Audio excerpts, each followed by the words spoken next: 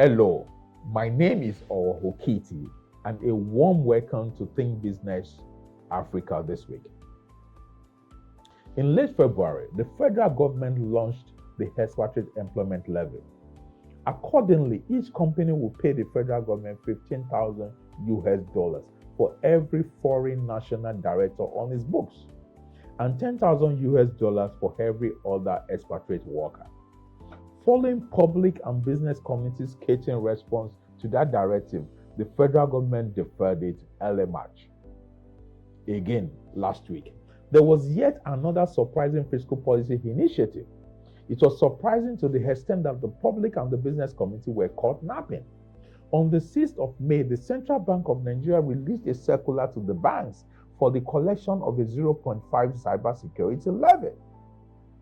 The origin of the cybersecurity levy is contained in the Cybercrimes Prohibition Prevention Amendment Act 2024, following the original Act of 2015.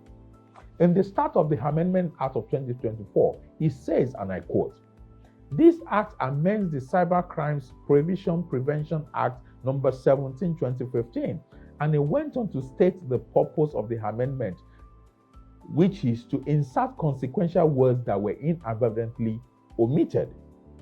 The 2015 Act established a fund called the National Cybersecurity Fund to be domiciled in the Central Bank of Nigeria. It also says that a levy of 0.005 of all electronic transactions by businesses such as GSM service providers, internet service providers, banks and other financial services, insurance companies, and Nigeria Stock Exchange should be paid into the fund. Given what has happened in the last few days, this part of the law was ambiguous, and the ambiguity remains. In section 44A of the Amendment 2024 Act, it says a levy equivalent to 0.5% of all electronic transaction value by the businesses specified in the second schedule to this Act.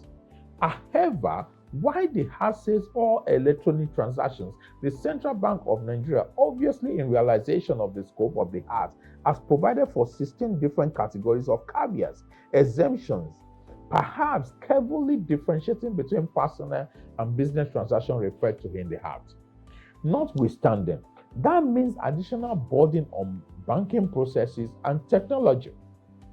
Meanwhile, in the Nigerian peculiar situation, the average bank user is already paying all sorts of charges and find it very difficult to differentiate between charges by the banks and levies by the government. All that matters to the public is that monies are deducted from their accounts. Now, some broader thoughts. This act, the timing, the response, and the confusion that has traded is symptomatic of the weak, incoherent, and arbitrariness of both the fiscal processes and management in Nigeria. Fiscal policy measures should not be such that it came like a thief in the night. Fiscal policy is a continuous dialogue and negotiation with the public, and in other countries, that process is facilitated by the government sharing fiscal policy proposals well ahead before it becomes a law. However, under President Bola Ahmed Tinubu, if the first one was a mistake, the second one becomes a pattern.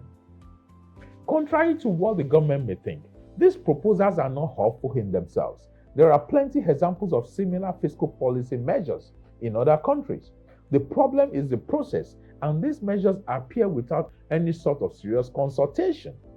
Because there were no wide consultation, the heart came half-baked.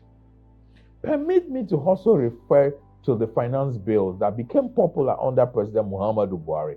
I have often praised the finance bill because Nigerian fiscal policies became dynamic with that process. The only problem with the finance bill was that the lead time in the bill and the implementation was zero. Therefore, the finance bills initiated under President Buhari is not contradictory to the establishment of the Presidential Committee on Fiscal Policy and Taxation. While I expect that the committee will look at long-term structural and complex issues of taxation in both the federal and the state, the finance bills were the dynamic vehicle to any changes required in those taxations. Indeed, by establishing the Presidential Committee on Fiscal Policy and Taxation, the President's first approach to fiscal policy was excellent. By establishing that committee, I thought the president recognizes that the whole fiscal system is weak, broken, and incoherent. The committee was thus expected to deal with these elements in the most comprehensible manner.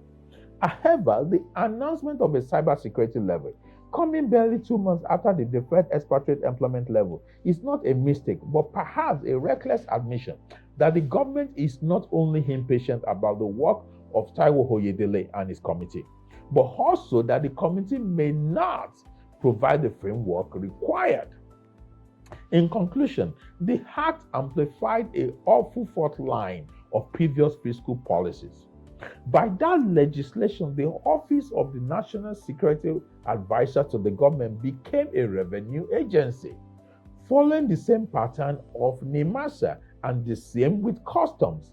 The problem with this pattern is that the offices and the agencies leave the primary purpose for which they were set up and become defined by the pursuit of their revenues. That is not sustainable, and it is awful for Nigeria's democracy, trade, and investment trajectory.